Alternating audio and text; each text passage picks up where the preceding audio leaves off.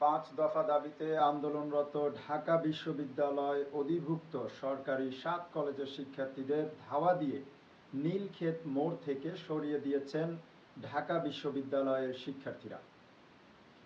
প্রায় ৪.৫ ঘণ্টা science lab মোড় অবরোধ করে রোববার রাত 10:30টার দিকে ঢাকা বিশ্ববিদ্যালয়ের উদ্দেশ্যে মিছিল নিয়ে আসেন ৭ কলেজের ৩ শতাধিক শিক্ষার্থী।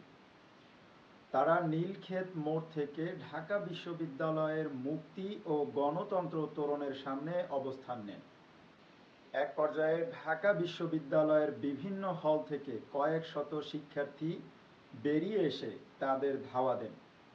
এতে নীলক্ষেত মোড় থেকে কিছুটা সরে যান ৭ কলেজের শিক্ষার্থীরা।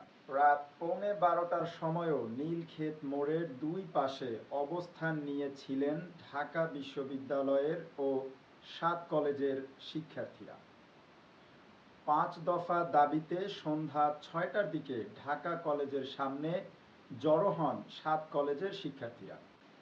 এরপর সেখানে কিছু সময় থেকে সরে এসে সায়েন্স ল্যাব মোড়ে অবস্থান নেন।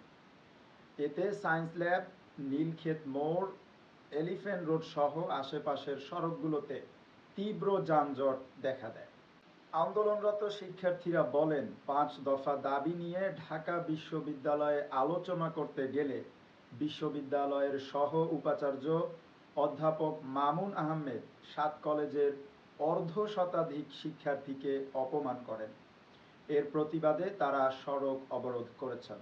তারা জানান, তাদের ৫ দফা দাবি মেনে নিতে হবে এবং সহ উপাচার্যকে তার আচরণের জন্য দুঃখ প্রকাশ করতে হবে।